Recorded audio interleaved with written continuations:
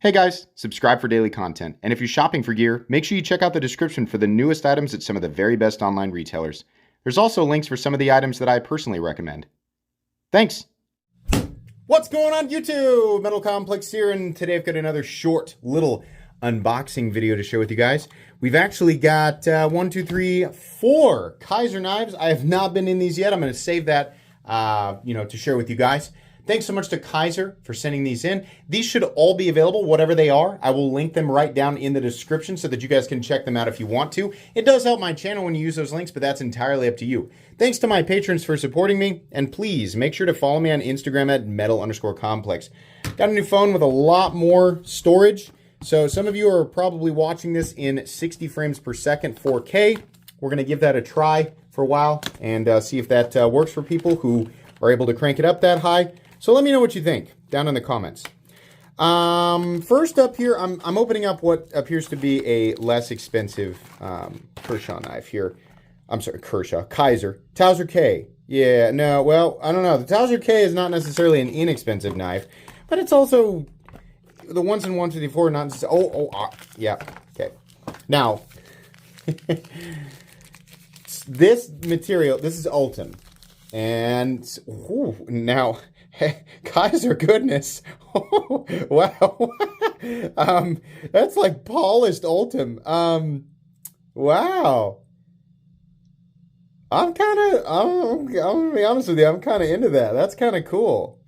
Okay, so this is one of those knives where I'm honestly not sure what it will cost. I mean, Ultim is not an expensive material. Sometimes some companies use Ultim as an excuse to charge more for their knives, but it's Towser K, man. The action on the Towser K is wonderful.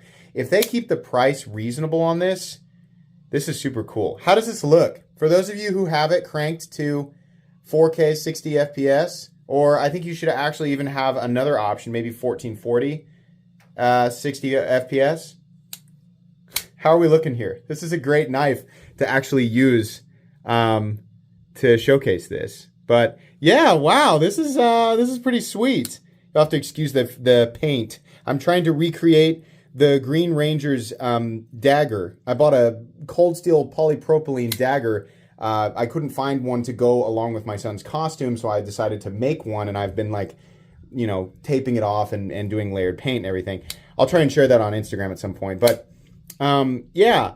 That's pretty cool. I'm hoping that the price on this is reasonable. Now, I have a feeling maybe they sent me... Oh, no, they sent me something else. We got a sheepdog. Okay.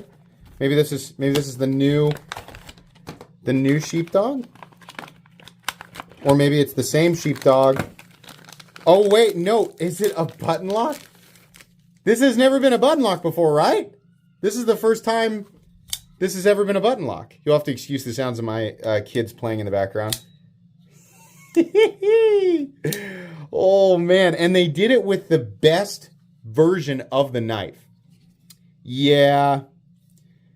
Man, if Kizer puts the right price tag on this knife, this might be one of my favorite button locks that exists right now, because this size of sheepdog actually makes sense for EDC. The blade profile is wonderful. This being the non-flipper thumb hole version of the knife makes it just absolutely perfect. And, oh wait, did they change the pocket clip, or is this the same? This pocket clip is excellent. And they milled it out on the other side for lefties. Wow. Kizer, home run with this. All that's left is for the price tag to be reasonable. It's Kizer though, so I'm not going to be... The lockup is solid too. I'm not too concerned with them pricing this correctly. The only one I'm concerned with is the Towser K, because for some reason that one doesn't have to follow the rules of normal pricing. For some reason that one could be all over the place. But the sheepdog button lock, oh, that's wonderful. Yeah. That is really good. Guys, this is cool. Okay, yeah, I like that one too. Nice. They sent me the picture and I was like, what are they doing with the sheepdog? I didn't even notice that it was a button lock. I was just like, okay, they got more sheepdogs, I guess. I'm going to save this one because this one feels like a premium box. This is obviously a fixed blade. What is it? Well, that's a Dirk Pinkerton The War Fable? War Fable? I don't know. I can barely read it. It'll be linked in the description, the actual thing. Okay, we have some Fort Knox fortification going on here. Sometimes these boxes, man, like they get caught underneath the lip of the flaps on one side or the other, and you just can't open it. There we go. All right. Some pretty intense packaging for a very tiny fixed blade. What is this? Okay. All right. What do we call this? I guess it said the War Fable. This is almost, you know what? Really, this should have been a neck knife, right? My fingernails are gross. Sorry. Little piece of carbon fiber right there. Little Wharncliffe. What's the blade steel? Oh, the variable. I read that War Fable. War Fable's kind of a cool name for a knife, right? Okay, it is called the variable. 154 cm, black blade, and carbon fiber handle. I mean, pretty cool, though. That's not really... I mean, as far as knives like this go, being able to put your finger through a hole creates this false sense of, like, ergonomic security. Because you're like, ooh, I'm really locked in. But how necessary is that, and how good of a ergonomic grip is that? How optimal is that? I argue that it isn't, and we just like putting our fingers in holes.